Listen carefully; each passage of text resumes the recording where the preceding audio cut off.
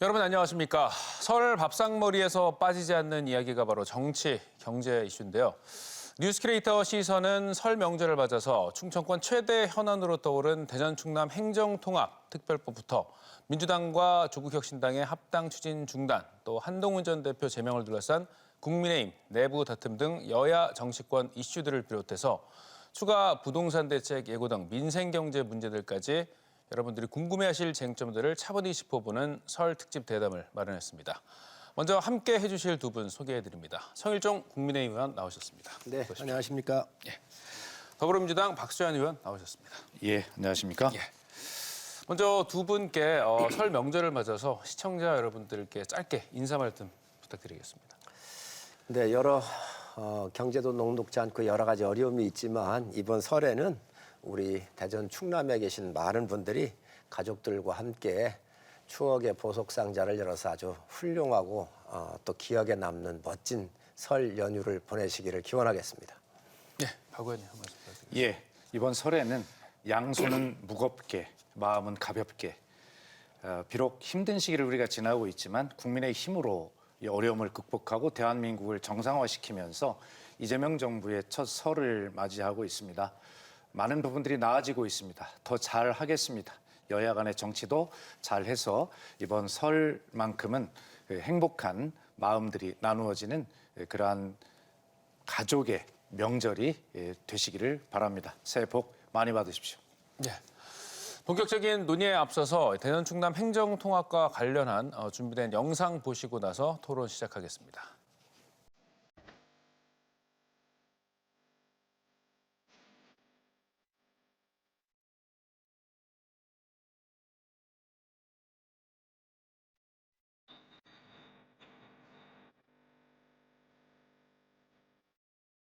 대전 충남 행정통합에 대한 주민 투표를 즉각 실시할 것을 요청합니다.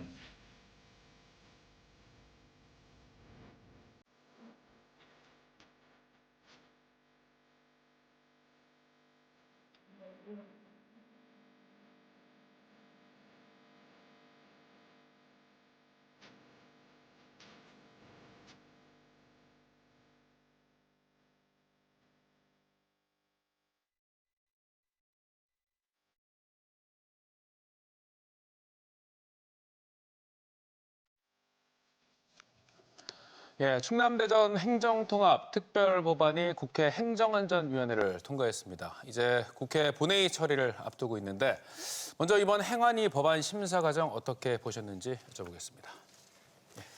있을 수 없는 법안이 통과가 됐지요.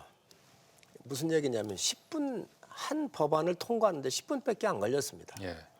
이 행정통합이라고 하는 것은 두 지역, 대전과 충남이 합쳤었을 때 시너지가 나야 되는 거 아니겠어요? 예. 아니 남녀가 좋아서 결혼하잖아요. 그러면 행정통합도 대전과 충남이 함께 뭉쳐서 좋은 일이 일어나야 된다고요. 서로 보완관계가 있고 미래로 가는데 긍정적인 면이 시너지가 나야 되는데 예. 아니 여기 법안 통과하는데 이 청문회장에 갔을 때 김태흠 지사를 발언권도 안 줬습니다. 그리고 이게 지금 얼마나 첨예하게 지금 대립을 하고 있습니까? 그렇잖아요. 이 통합에 있어서는 가장 중요한 게 뭐냐면 두 가지입니다. 하나는 중앙정부가 100% 지금 다 걷고 있는 이 조세, 재정의 분권을 이뤄달라는 거거든요. 예. 그 분권이라는 게 뭐예요? 권력을 나누다는 거 아닙니까? 근데 세금을 다 중앙정부가 다 걷어가고 있어요. 예. 그러니 이 부분을 지방정부한테 법인세 50%, 양도세는 100%. 왜 그러냐? 법인세나 양도세 같은 경우는 이 지역에서 있는 법인들이 내는 세금의 한 50%를 우리 지역에서 쓸 수 있도록 해주고 양도세, 우리 지역에서 살고 있는 주민들이 건물이나 땅을 팔았을 때 양도세를 이 지역에 거둘 수 있도록 해달라는 거고요. 부가세 5%를 넘겨달라는 거 아닙니까? 그래야 살림이 예측 가능하지요. 그래야 우리 통합되는 이 시도지사가 장기, 중기, 단기, 중기, 장기 계획을 짤 수 있는 거 아니겠습니까? 예.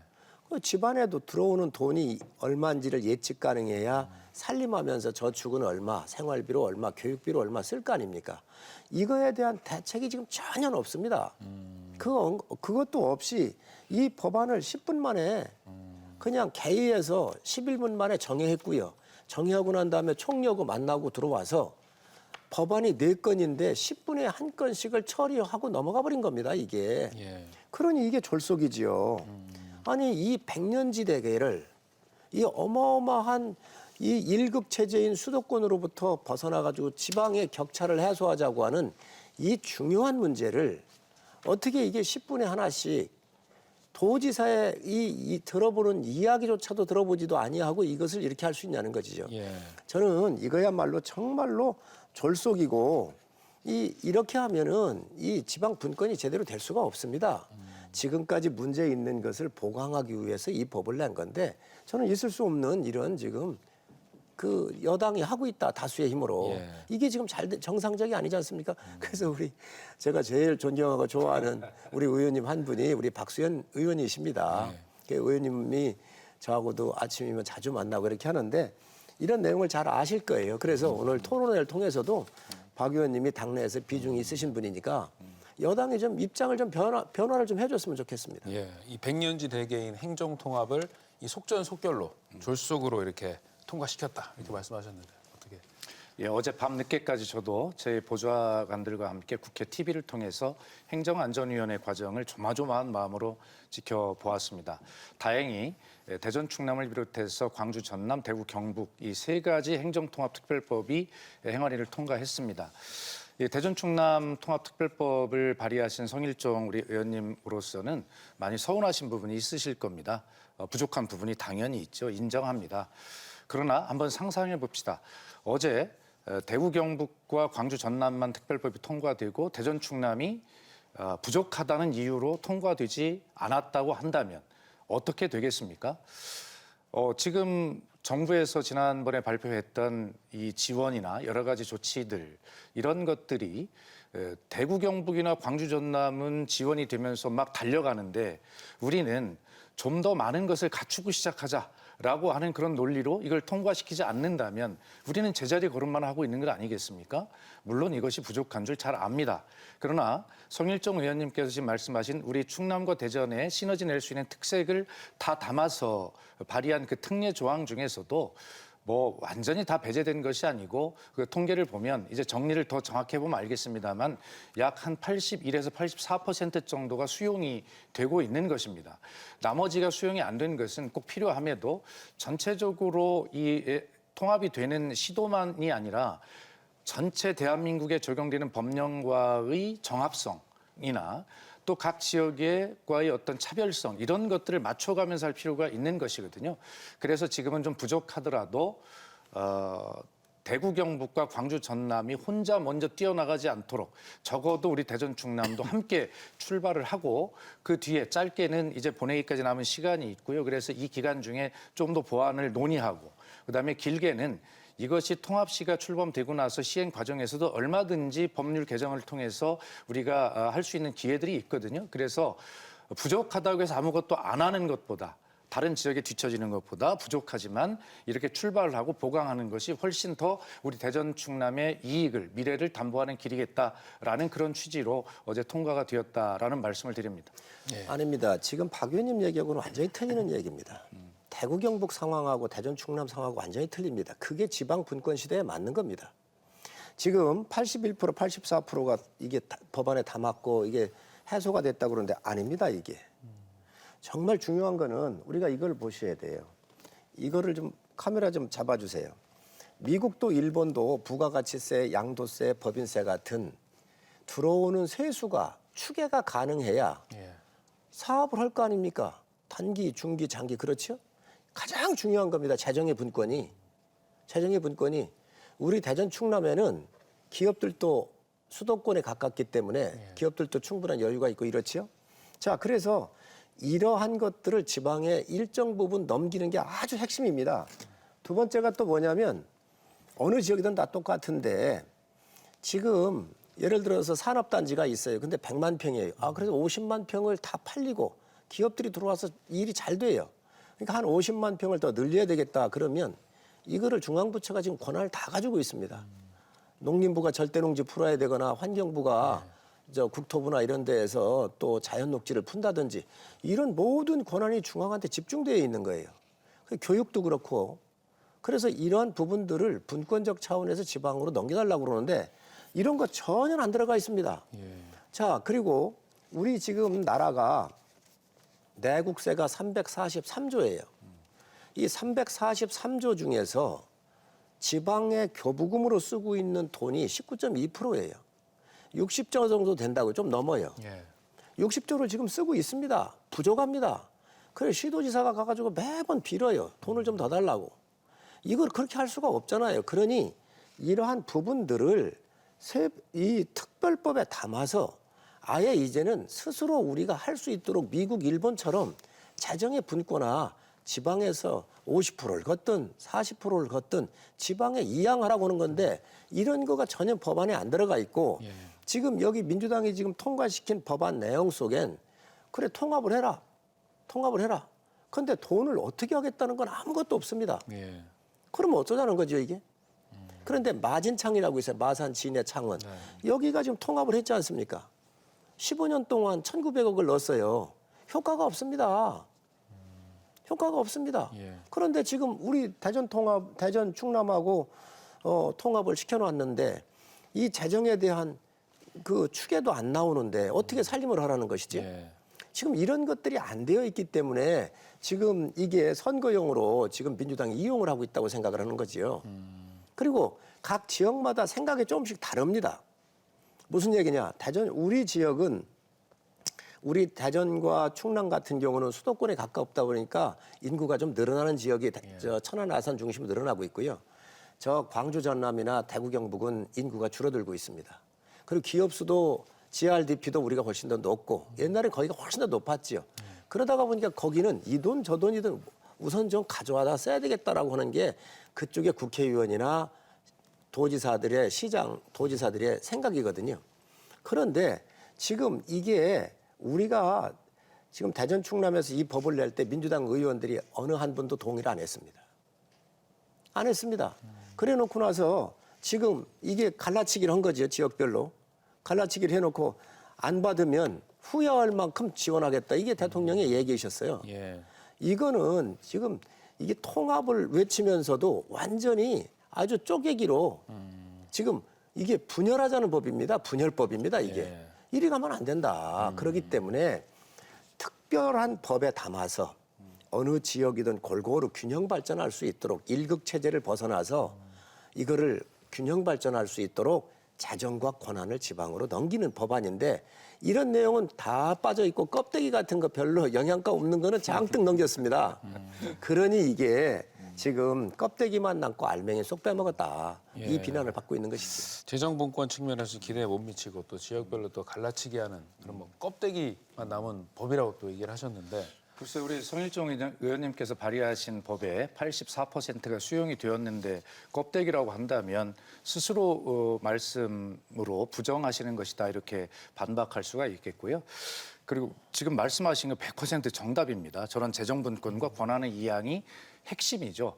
그런데 그래서 한 번에 다 할 수가 없는 노릇입니다. 아까 제가 다른 법과의 정합성과 타 지역과의 균형성을 말씀을 드렸는데 아무리 우리가 특별시로 출범을 한다 하더라도 지금 말씀하신 내국세 19.2%를 가지고 우리 지역만 삽니까? 다른 지역도 살아야 되잖아요. 그렇다면 이 특별법에 그 모든 것을 한 번에 다 담을 수 없습니다. 그렇기 때문에 국세와 지방세의 이 비율을 현재 75대 25 정도의 그런 구조를 가지고 그냥 다 알잖아요. 그러면 이 25의 부분을 어떻게 점점 늘려가서 적어도 한 뭐 7대 3이나 뭐 6대 4 이 정도로 늘릴 거냐라고 하는 것은 우리가 얘기 안 해도 모두가 다 아는 일이에요. 제가 이재명 정부의 인수위라고 할 수 있는 국정기획위원회에서 국가균형성장특별위원장을 했습니다. 다시 말해서 이 5극 3특 전략의 설계자라고 합니다. 제가 가장 잘 알죠. 그것을 뒷받침할 수 있는 게 지금 성 의원님께서 말씀하신 저런 조세, 재정 분권에 의한 저런 뒷받침인데 그걸 왜 모르겠습니까? 그러면 이 전체 국세와 지방세의 비율을 우리만 할 수는 없지 않습니까? 대한민국 전체를 놓고 어떻게 이재명 정부 5년간에 이 지방 지방세의 비율을 이거를 더 점점 높여갈 것이냐는 전체 큰 그림에서 이루어져야 하고 그런 흐름 속에서 우리 이 특별시에 더 특별하게 담을 수 있는 것들을 담을 수 있도록 해야 되는데 성 의원님 말씀 제가 100% 동의합니다만 그런 큰 전제가 그려지고 그 안에서 우리가 받을 수 있는 것을 저렇게 의원님 안대로 받아내야 되는데 지금 그런 어떤 전체 국세와 지방세의 비율 조정이 되지 않은 상황에서 우리만 이렇게 하자. 그러면 다른 지역이 동의할 수 있겠습니까? 그건 안 되는 일이죠. 그래서 내용은 분명히 맞는 말씀이고 저렇게 지향이 돼야 됩니다만 지금은 그래서 아까 제가 말씀드린 대로 타 지역보다 출발이 늦어서는 안 되겠다. 만약 늦는다면 뭐 공공기관 이전이나 또 기업의 어떤 이전 이런 기회들을 우리가 다 뺏기게 되고 다른 지역으로 가게 되죠. 그렇게 되면 소용이 없어요. 아무리 좋은 안을 담아서 하더라도. 그래서 일단 함께 출범을 하고 그리고 성 의원님 말씀하신 저런 제도들을 하나씩 누나 공감하고 동의하는 거니까 그렇게 보완해 나가자 이런 취지입니다. 좀 반대 여론이 좀 있습니다. 그러다 보니까 지금 이장호 대전시장이 행안부 장관에게 이제 주민투표 요구를 지금 한 상황이거든요. 그래서 이거 관련해가지고 좀 어떻게 보십니까? 그러니까 이게 이장우 시장에게 대단히 죄송한 말씀이지만 우선 단적으로 표현하면 주민투표를 지금 주장하시는 것은 이번 그 통합을 하지 말자는 이야기와 동일한 것이다. 이장우 시장님은 이것을 좀 주민들의 의사를 물어서 주권자인 주민이 스스로 결정하도록 해야 된다는 말씀을 하실 겁니다. 그러면 김태흠 지사님과 이장우 시장이 이것을 맨 처음 주장하고 통합을 할 때 주민 투표 하셨습니까? 주민 의견 수렴 하셨습니까? 그것이 힘들고 좀 어렵기 때문에 시도의회 의사로 결정으로 이것을 대신 한 것 아니겠습니까? 그런데 지금 와서 이것을 다시 주민 투표를 하자. 그러면 이렇게 돼 있습니다. 선거일 60일 전에는 그러니까 6.3 지방선거 아닙니까? 그 60일 두 달 전에는 어떤 투표를 할 수가 없어요. 그러면 결과적으로 이제 투표할 시간이 얼마 남지 않았는데 최소한 주민 투표를 하려면 여러 가지 절차를 보면 3개월 정도 소요가 되기 때문에 이 두 가지 요건을 충족하려면 투표할 시간이 없어요. 이장우 시장께서는 3월 말에 하면 된다라고 하시지만 그렇게 쉬운 게 아닐 겁니다. 그렇기 때문에 이 문제는 양 시도의회가 이것을 의결한 그렇게 돼 있어 있지만 자칫 법에 주민 투표를 하거나 그렇지 않으면 의회의 의결로 할 수 있도록 되어 있습니다. 그래서 그렇게 하신 건데 지금 와서 이것을 불가능한 거를 아시면서 주민 투표를 하자라고 하는 것은 대전 쪽의 일부 이제 반대가 약간 높은 이런 상황 속에서 그것을 빌미로 이것을 하지 말자라고 하는 것과 똑같은 이야기다라고 저희 입장에서는 주장할 수밖에 없잖아요. 그래서 이 문제는 좀 이장우 시장께서 지금까지 김태흠 지사님과 손잡고 해오신 그런 과정과도 모순이 되는 이야기다. 지금부터 할 일은 이것이 왜 우리 지역에 도움이 되는가라고 하는 것을 여야가 함께 머리를 맞대고 아직 이해가 덜 된 이런 어떤 주민들에게 이해도를 높일 수 있도록 잘 설명드리고 하는 그래서 이해도를 높여가는 그런 과정이 필요한 것이 현실적 대안이다 이렇게 말씀을 드리겠습니다. 제가 그 행정통합 관련해서는 좀 마지막으로 이것만 한번 두 분께 여쭤보겠습니다. 이게 어쨌든 지방선거용이든 아니든 어쨌든 지방선거 이제 앞두고 이제 추진이 되는 거지 않습니까? 그럼 이게 행정통합 특별법이 이제 국회 본회의를 통과하고 그럼 이게 이 지방선거 민심에 좀 어떻게 좀 영향을 줄 거라고 좀 보십니까? 그러니까. 그 여러 가지 이게 이제 우리 지역민들한테 알려져야지요. 이게 도대체 대전 충남에서 냈었던 법안하고 민주당이 냈던 법안하고 차이점이 뭔지 왜 야당에서는 문의만 그럴듯하고 알맹이 빠졌다라고 하는지를 정확하게 저는 많이 아실수록 반대할 수밖에 없을 거라고 봐요. 또 두 번째로 아까도 말씀드렸지만 대전의 정서하고 충남의 정서가 틀릴 수가 있습니다. 당연히 그렇죠. 지역 여건이 틀리니까 지금 대구 경북이나 광주 전남의 정서하고 대전 충남의 정서하고 틀리듯이 대전은요 모든 게 많이 갖춰졌습니다. 도시화가 이루어졌기 때문에 수도권으로 보시면 돼요. 예를 들면 수도권에는 병원도 많고 문화시설도 많고 학교도 잘 돼 있고 모든 게 있잖아요. 그런데 수도권에는 또 어려운 게 있습니다. 뭐냐? 쓰레기라든지 무슨 혐오시설이라든지 이런 거 같은 경우는 좀 멀리 떨어져서 민가가 없는 쪽으로 가는 게 맞겠죠. 이런 것들이 상승의 시너지가 나야 되는데 대전 같은 경우는 이 3조 7천억을 받아가지고 대전에 뭘 할 수 있겠습니까? 우선적으로 멀리 떨어져 있는 지역에 우선적으로 할 수밖에 없을 거예요. 그게 마진창의 실패 사례입니다. 마진창의 실패 사례입니다. 마산, 진해, 예. 창원.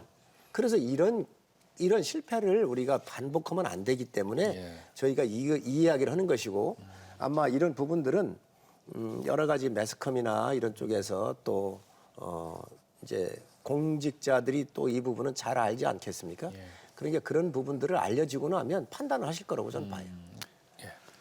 예, 이 문제는 대전 충남이 혼자 추진할 때와는 상황이 완전히 달라졌습니다. 대전 충남 혼자 추진한다면 성일종 의원님 말씀하시는 대로 더 많은 안을 잘 넣어서 더 완벽하게 완성도 높게 할 수 있겠죠. 그러나 이것은 이미 경쟁 시대에 들어섰습니다. 대구, 경북, 광주, 전남, 이제 부울경도 하겠다고 나서고 있습니다. 자, 좀 부족하다고 해서 이것을 이 경쟁이 시작이 됐는데 대전 충남만 더 잘 만들 거야 하고 아무것도 안 하고 있다라고 한다면 다른 지역은 뛰어나가는데 우리는 제자리 걸음을 할 수밖에 없습니다. 충청권은 수도권과 지리적 여건 때문에 제2수도권으로 5극 3특 중에서도 가장 성공의 가능성이 높은 그러한 여건을 가지고 있습니다. 이 기회를 활용해야 합니다. 만약에 이것을 우리가 통과시키지 않는다면 이 뭐 제2차 지방 공기업 뭐 공공기관 이전이나 이런 것들 또 기업의 이전 이런 것들이 우리 지역은 특혜가 전혀 없기 때문에 특혜가 있는 다른 지역으로 다 가게 되어 있습니다. 그야말로 이 빈껍데기 이 특례법 타령할 이런 타령 때문에 우리는 아무것도 못해서 결과적으로는 대전 충남이 결과적으로는 빈 껍데기가 될 수밖에 없는 이런 경쟁의 환경으로 바뀌었다는 것이 가장 중요합니다. 그래서 민주당은 좀 부족하더라도 이번 본회의에서 반드시 광주, 전남, 대구, 경북과 함께 이것을 통과시켜서 함께 가장 유리한 지리적 요건에서 우리가 함께 경쟁해도 대전 충남이 가장 유리하게 달려나갈 수 있는 그런 조건을 만들고 성일종 의원님과 지금 국민의힘에서 말씀하시는 그런 더 좋은 안들을 더 받아들이기 위해서 더 끝까지 노력하겠다라고 하는 말씀을 드립니다. 예. 지금 굉장히 중요한 말씀을 하셨죠. 이렇게 되면은 지방 분권이 안 이루어지는 거예요. 그저 한시적으로 돈 몇 푼, 그것도 4년 내에 20조 내에서 준다고 그런 거거든요. 예. 20조를 약속한 게 아닙니다. 그래서 민주당 안이 3조 7천억으로 줄었어요. 그래서 4년 이내에 1년에 3조 7천억씩 준다고 해서 금액도 틀렸고 지금 대전 충남 안이나 광주 전남안 대구 경북 안이 틀린 게 아니라니까요. 저희 걸 갖고 가서 정말 재정 분권에 필요한 걸 거기서 다 넣습니다. 그리고 추가로 알파를 더 했지요, 거기가. 의원님께서 계속 이제 자, 그렇게 알파를 더 한 건데 지금 문제는 뭐냐? 문제는 그러면 다른 지역 봤는데 우리 지역 가만히 있으라는 말이 아니냐 그러잖아요. 예. 그게 바로 정치적이라는 거예요. 그게 바로 선거용이라는 거예요. 예? 그리 가면 안 된다는 거예요. 제가 얘기했잖아요. 이거야말로 국가 대개조다. 그럼 4년 뒤에 정부에서 준다고 한 돈 한시적으로 주는데 끊어지면 그다음 어떡할 겁니까? 그다음에 그 책임질 수 있어요? 그래서 제가 드리는 말씀이 지금 그런 것들이 안 되어 있고 다른 지역은 그 지역의 특색이 있으니까 또 받을 수도 있을지 모르겠어요. 그렇기 때문에 이게 국가 대개조라고 하는 큰 측면에서 제대로 된 분권을 실시해야 한다는 거지. 맞습니다. 짧게만 보태면 의원님 몇 차례 말씀하셨기 때문에 지금 얼마를 준다. 뭐 4년간 20조를 준다. 이런 금액의 총액이 문제가 아닙니다. 결과적으로는 어떤 항목을 어떤 방식으로 제도화해서 지방정부의 지속가능한 재원을 만들 것인가라고 하는 것이 훨씬 중요해요. 그렇기 때문에 성일종 의원님도 그런 생각을 당연히 하시리라 믿지만 지금 총액 규모로만 뭐 3조 얼마다 줄었다 이렇게 말씀을 하시는 거잖아요. 그것이 그 총액 금액이 중요한 게 아닙니다. 다시 말씀드리지만 의원님도 계속 그런 취지의 말씀을 하셨어요. 이것을 어떻게 제도화해서 지속가능에 계속 우리가 받아낼 수 있는 이런 제도를 만드는 거냐. 이게 더 중요하다는 말씀을 드리기 때문에 총액 규모로 자꾸 비교를 하시는 것에 대해서는 뭐 하실 수는 있지만 그것이 다는 아니다. 그런 구조를 만들어내야 된다라고 하는 말씀을 드리는 것입니다. 예, 알겠습니다. 이게 지속 가능한 재원 때문에 이 재정권에 대한 분권을 실시하자는 거지. 그게 안 되면 지속 가능하지 동의합니다. 못해. 그 말씀에 대해 전적으로. 그런데 그게 박 의원님 민주당 안에 하나도 없다니까요. 아니, 지금. 하나도 없다는 것은 말씀이 안 되고요. 그냥 4년 동안 예. 20조 내에서 한도 내에서 지원을 하겠다. 그렇지 않습니다. 자, 보세요. 마산, 진해, 창원이 통합을 조건으로 10년 동안 그 돈을 준 게 있어요. 예. 10년 동안 줬는데 이게 도저히 통합 비용이 양쪽 이 세 개 시가 통합을 하니까 전산 통합해야지요. 또 조직 통합을 해야죠. 이 비용이 너무 많이 들어간 거예요. 예. 그래서 1,900억을 주었습니다. 그런데 통합 비용보다 통합으로 하면서 받은 돈이 1,900억인데 실제적으로는 5,700억을 썼더라는 거예요. 예. 비용이. 그래서 이게 실패한 거죠. 이게. 우리도 똑같다. 그렇기 때문에 3조 7천억이 되고 대전 충남이 낸 게 8조 7천억인가 돼요. 8조 8천억 정도 한 9조 정도가 9조 돼요. 정도 됩니다. 예. 네. 이 정도는 되어야 예측 가능하게 해줘야 예. 이게 지속 가능하게 계획 세우고 이게 일할 수 있겠다는 거예요. 그래서 우리가 마산, 진해, 창원이 합쳤었던 그러한 실패를 예. 우리가 다시 거기 더 좋아진 거 있습니까? 없습니다. 오히려 시로 떠넘긴 게 많아요. 도로 유지보수 비용 같은 경우는 시가 더 해야 돼요. 그러다가 보니까 이 부분을 안정성 있게 법안으로 해달라는 건데 그게 빠져서 지금 경론이 붙어 있는 겁니다. 예, 알겠습니다. 행정통합과 관련해서는 여기까지 이제 얘기를 나누고요. 이제 여야 정치권을 둘러싼 이슈 짧게 한번 또 짚어보겠습니다.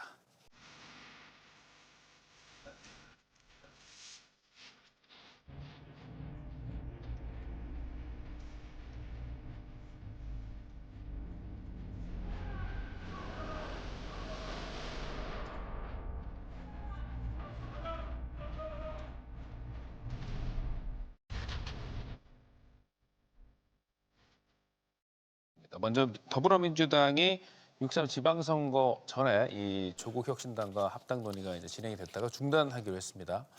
이 당내 갈등이 좀 일단락 됐다고 좀 볼 수 있을까요? 예, 일단은 뭐 일단락 된 것이죠. 그래서 지방선거 이후에 합당 논의를 실무기구를 중심으로 논의한다 이렇게 되어 있고요. 며칠 전에 송영길 전 더불어민주당 대표, 소나무당 대표죠.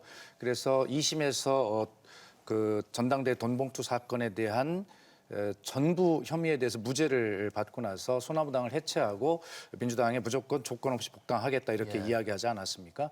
그래서 저희는 연대와 통합을 이야기를 했는데 단순하게 지방선거의 승리뿐만이 아니라 대한민국이 연대와 통합이라고 하는 가치 아래서 함께 지속 가능한 미래를 만들 수 있는 그러한 어떤 기틀을 마련해보자라는 측면에서 저희들은 가치가 비슷한 정당 또 세력끼리 또 연대하고 통합하는 그러한 정치 모델을 만들어 나가기 위해서 더욱 노력할 예정입니다.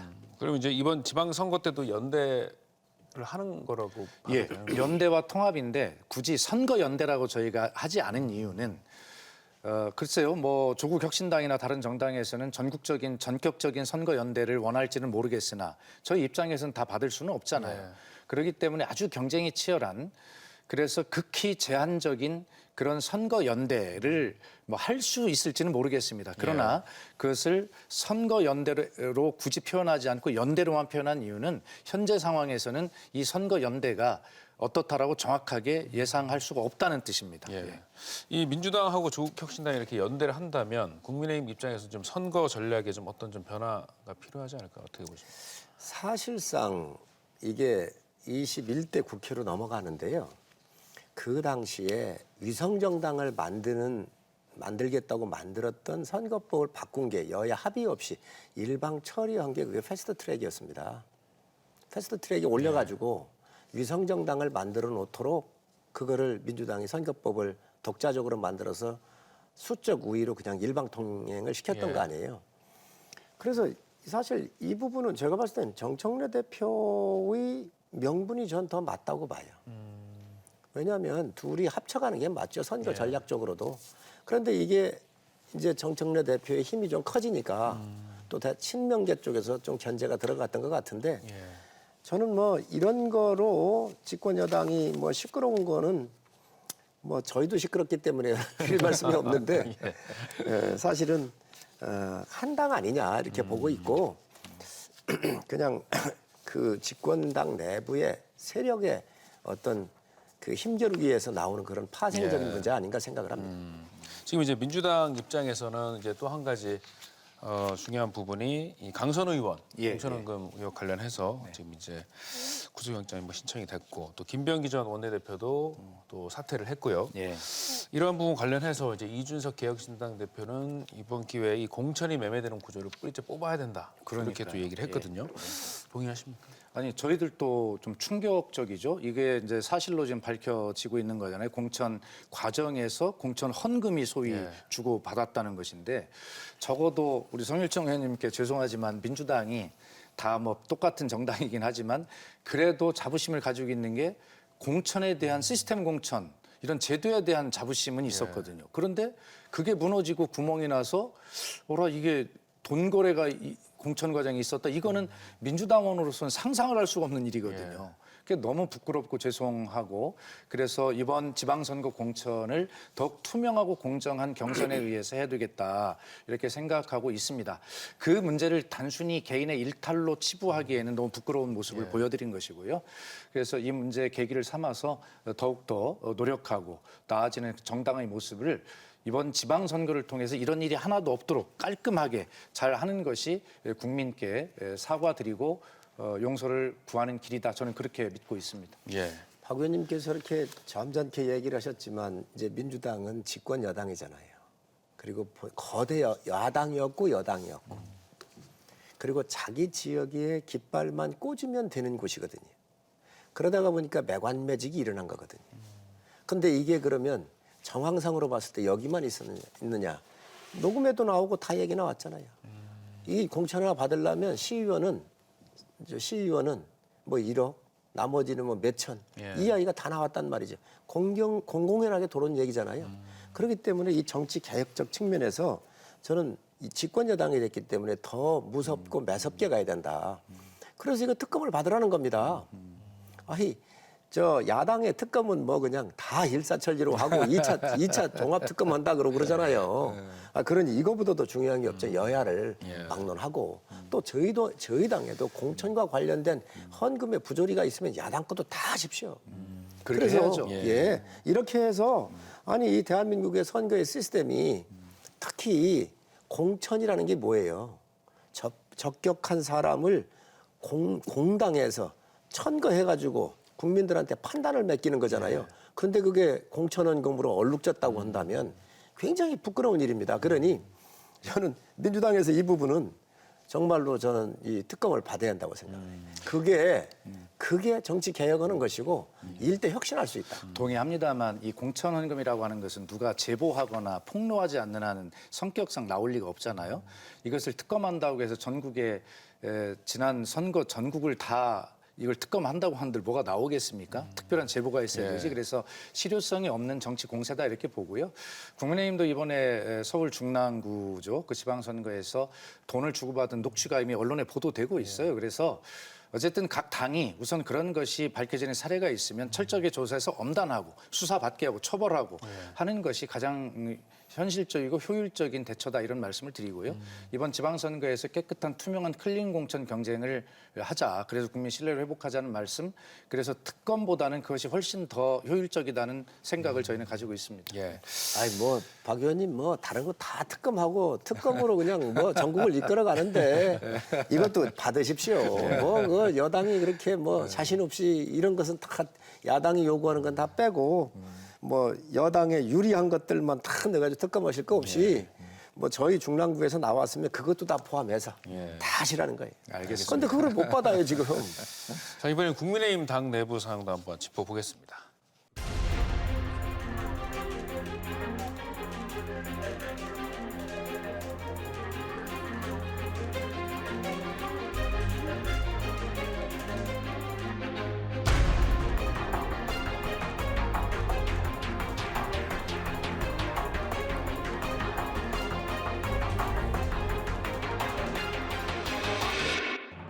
이 한동훈 전 대표 제명을 시작으로 김종혁 전 최고위원 제명이 됐고요. 어떻게 보십니까?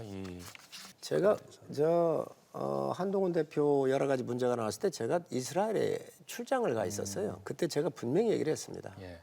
이거 사과하고 한 대표가 사과하고 정치적으로 풀자. 예. 근데 그걸 다 놓치더라고요.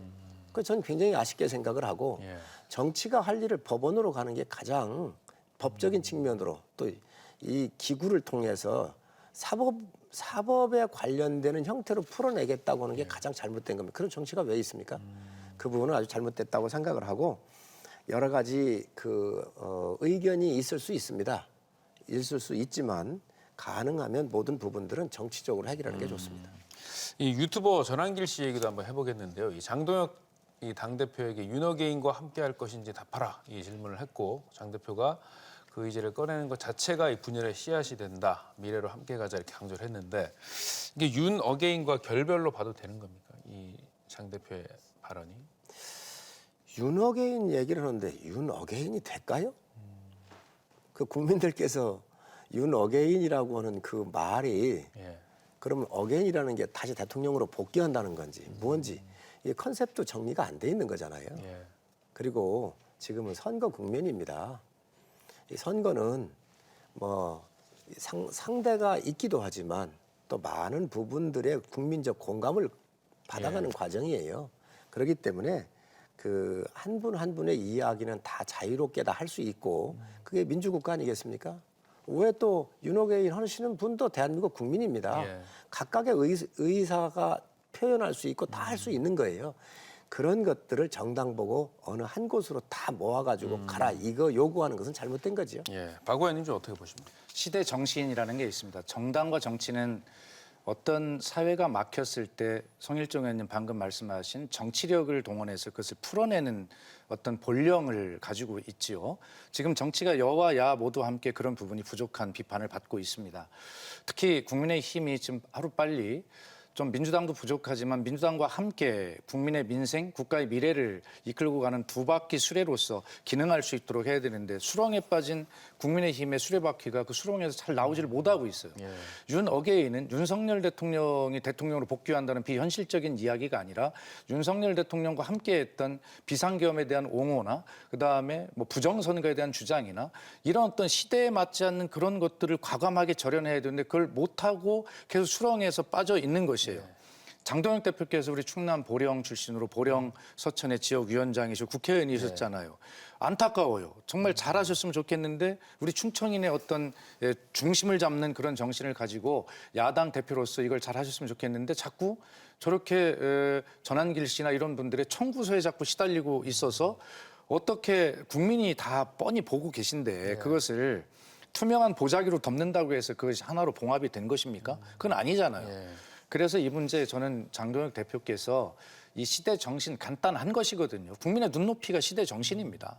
그리고 더 무서운 것은 역사의 눈높이예요. 그런 측면에서 볼 때 이 문제는 대표의 결단력으로 정치력으로 이 문제는 빨리 정리하고 수렁에서 빨리 빠져나오셔서 함께 두 바퀴 수레 바퀴가 돼야 되겠다 이런 안타까움을 가지고 보고 있습니다. 예. 이 윤석열 전 대통령의 이제 1심 선고가 설 연휴가 끝난 이후인 오늘 19일 예정돼 있습니다. 실시간으로 이제 TV 중계가 되고요. 좀 어떤 결과를 좀 예상하십니까? 그걸 사법부가 하는 걸 어떻게 예측할 수가 있겠습니까? 사법부 판단은 사법 판단에 맡겨야 되고 또 그 결과에 대해서도 뭐 아쉬움은 표현할 수 있지만 어쨌든 사법부 영역이기 때문에 저희가 이야기하는 거 옳지 않습니다. 박 의원님 좀 어떻게? 비록 사법부의 영역이라 하더라도 이 문제는 대한민국의 역사와 민주주의를 바로 세우는 매우 중요한 기준점이 될 것입니다. 일국의 대통령을 지낸 분에게 사형이 선고되는 그 아픔을 우리가 국민께 또 보여드리는 것은 너무나 정치인으로서 죄송한 일이지만 그러나 그런 아픔을 겪지 않으면 다시 이런 문제는 또 일어날 수 있다는 그러한 염려 때문에 이번에만큼은 분명하게 법정 최고형이 선고되는 구형에 맞게 선고되는 이러한 모습을 보여서 다시는 이러한 일이 일어나지 않는 그러한 대한민국 민주주의의 큰 기준점을 만들기를 바랍니다. 예. 이 마지막으로 이 설 민생 경제 이슈 관련해서 부동산 얘기 한번 여쭤보고 오늘 토론 마무리하겠습니다. 이재명 대통령이 부동산 이 투기를 잡겠다고 오늘 강경한 메시지를 내고 있습니다. 물론 아직 부동산 대책이 발표되지는 않았지만 이 부분에 대해서 어떻게 좀 생각하십니까? 정부 이기는 시장 없다고 그러셨거든요. 그러면 경제학 다시 써야 합니다.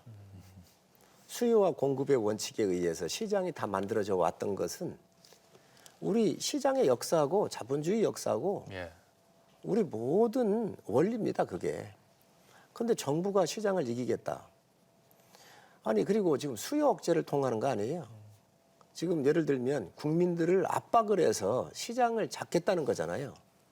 그런데 자, 보십시오. 지금 민주당에서 내놓은 게 공급이라고 하는 게 저 카이다, 서울의 카이다 자리, 그다음에 태릉에 있는 골프장 자리, 네. 또 방첩사 자리 이런 정도입니다. 그런데 이게 지금 국방부 장관이 소관 아닙니까? 국방부 장관하고 협의조차도 없었습니다. 그럼 어느 세월에 이걸 공급을 할 거예요?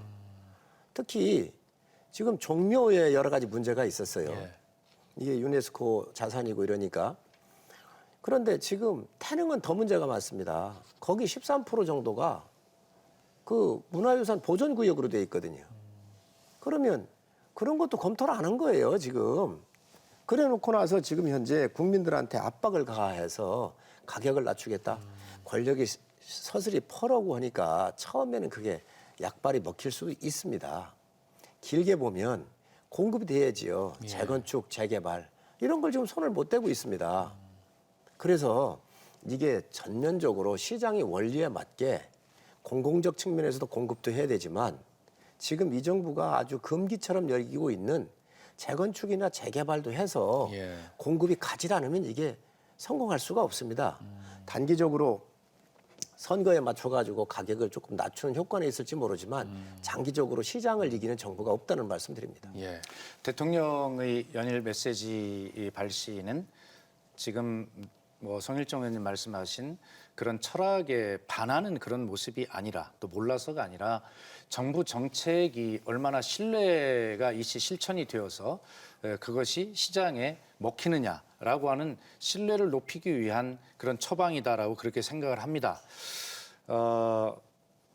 저도 초선 국회의원 때 4년 동안 국토위원을 했고 그 당시도 집값 문제가 심각해서 제가 여야정 부동산 TF 간사를 할 정도로 저도 이 문제에 대해서 천착해오고 많은 관심을 가지고 있습니다만 이 문제는 우리가 이야기하는 공급이나 수요만 가지고 해결할 수 있는 문제가 절대 아닙니다. 오늘 굉장히 우리가 장시간 토론했습니다만 그때그때 맞는 공급 수요 정책을 쓰면서도 전체적으로는 수도권으로 몰려드는 수도권 재집중화, 초과밀화 현상을 해결하지 않으면 안 돼요.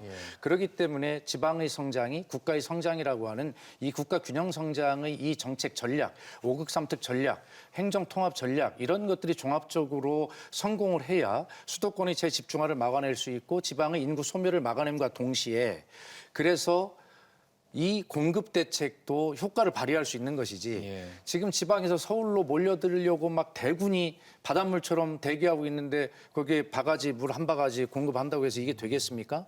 정말 교만한 정책이죠. 그렇기 때문에 그때그때 공급과 수요 정책을 성 의원님 말씀대로 실효성 있도록 잘 균형 있게 써야 되는 것이지만 더 큰 문제는 이 대한민국 국토를 전체 넓게 쓰는 이러한 어떤 국가 균형 성장 전략이 성공하지 않으면 사실 이것도 백약이 무효일 것이다 이런 생각을 가지고 있습니다. 어쨌든 대통령의 정부 정책의 신뢰 집행력을 높여보자 하는 그런 대통령의 메시지 강조다 이렇게 평가하고 있습니다. 대통령께서 아무리 정책의 일관성을 주기 위해서 강하게 메시지를 내더라도 국민을 협박해서는 안 돼요. 그렇지 않습니까? 국민이 세금으로 두드려 잡고 그런데 지금 이 부동산 정책을 봐보면 좌파 정부가 있고 우파 정부가 있는데 좌파 정부일 때만 주로 많이 올랐어요. 폭등을 했습니다. 그 원인을 문재인 정부 때 폭등을 했죠. 노무현 정부 때 폭등을 했죠. 그 원인을 우리가 봐야 한다니까요.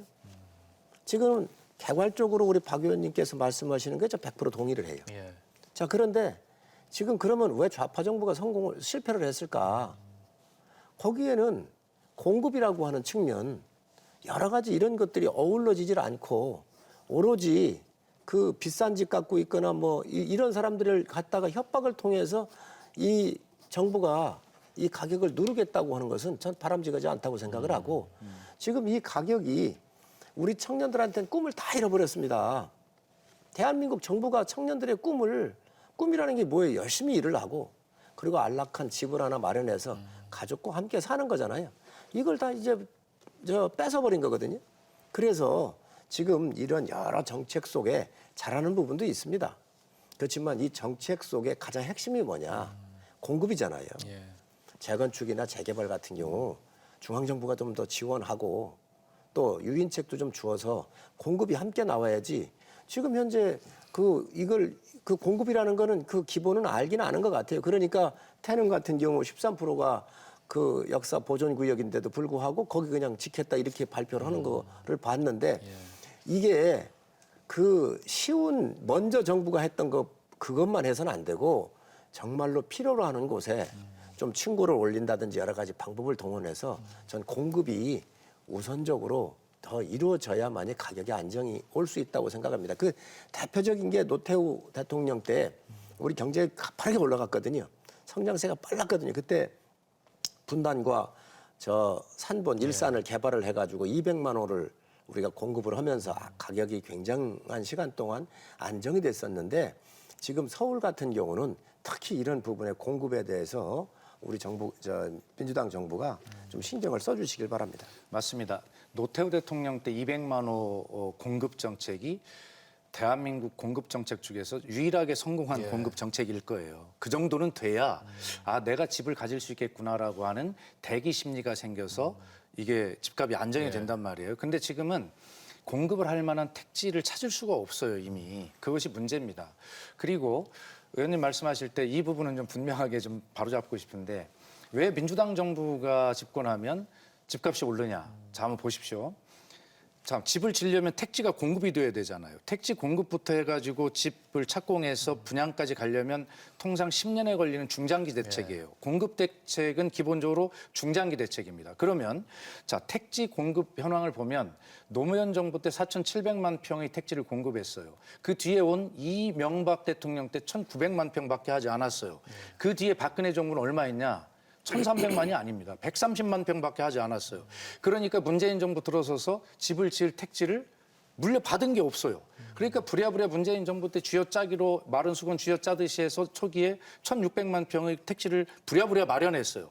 그러다 사고도 난 것입니다. 자, 이렇게 해서 지금 아까 공급에 대한 말씀을 하셨는데 공급을 하려면 왜 민주당은 공급을 하지 않느냐 하지만 이 택지 공급의 준비를 보면 정권을 떠나서 평균적으로 균등하게 많은 택지를 준비를 해야 되거든요. 근데 노무현 정부 때 4,700만 평 공급된 이 택지를 이명박 정부, 박근혜 정부에서는 한 10여 년 걸리니까 그걸 다 활용하고 그 뒤에 정부를 위해서는 택지를 공급을 준비를 안 한 거예요. 이런 것들이 문재인 정부 때 바로 집값의 폭등 이런 것들로 이어진 측면이 있는 것이지 민주당이 공급이 중요하다는 것을 몰라서 그렇다고 말씀하시는 것은 이 역사를 잘 모르시는 말씀이고요. 그래서 공급과 수요 규제라고 하는 요 정책을 그때그때 정부는 쓸 수밖에 없는 것이고 그러나 더 보다 근본적인 것은 아마 노태우 대통령 때 200만 호 공급 같은 그런 대규모 그런 공급 정책이 없는 한은 결과적으로는 공급과 규제를 적절히 하면서 이 지방의 발전 이런 것들을 장기적으로 해결하는 방법밖에는 방법이 없습니다. 예. 지금 정확한 말씀 하셨는데 지방 같은 경우 공급을 많이 했지요. 네. 실질적으로 필요한 도심지 서울에는 공급을 못했다고요. 또 택지도 없고. 맞습니다. 예. 자, 그런데 지금 조금 그 오차가 있는 것이 박원순 시장 때 이 지구 단위 지정을 하잖아요. 재개발 지역, 재건축 지역을 하잖아요. 박원순 시장 때 100몇십 군데를 갖다가 해제해 버렸습니다. 지구 지정을 해놨는데 재개발하려고 재건축하려고. 그러니 그거 지정을 해가지고 가는데 18.8년인가가 걸려요. 오세훈 시장 들어와가지고 다시 재지정을 하는데 또 시간이 걸리잖아요. 이게 지금 그런 문제가 있는 거예요. 수도권을 중심으로 해서는 많이 공급을 했기 때문에 더 할 데가 많지 않으니까 이제 키스트의 자리까지 방첩사 자리까지 태릉의 골프장까지 하고 있는데 이거 가지고 안 되잖아요. 그런데 지금 좌파 정부의 이 시장들 들어와가지고 아니 지정해놓은 걸 해제해버리고 개발을 못하게 만들어 놨으니 공급이 되냐는 거지요. 그래서 지금 이 중앙정부가 이재명 정부가 들어섰으니까 이런 부분을 저는 더 해야 된다. 그렇지 않으면 이 부분도 그렇고 이런 부분도 하면서 나머지 부분도 함께 가야지요. 알겠습니다. 수도권 일극 체제 극복도 하고 공급 대책도 서둘러 이제 마련을 해야 될 것 같다. 자, 오늘 장시간 토론 나오신 두 분께 감사 인사 전해드리겠습니다. 고맙습니다. 오늘은 설 명절을 맞아 대전, 세종, 충남의 미래와 직결된 현안들을 중심으로 정치와 민생 경제 현안들을 함께 살펴봤습니다. 이 행정통합 논의든 또 중앙정치 이슈든 결국 출발점과 종착점은 우리 지역 주민들의 삶의 질 향상이라는 점을 다시 한번 생각해 보게 됩니다. 명절 연휴 동안 가족과 이웃이 함께 모인 자리에서 우리 지역의 내일을 이야기하는 뜻깊은 시간 보내셨으면 좋겠습니다. 시청해주신 여러분 고맙습니다.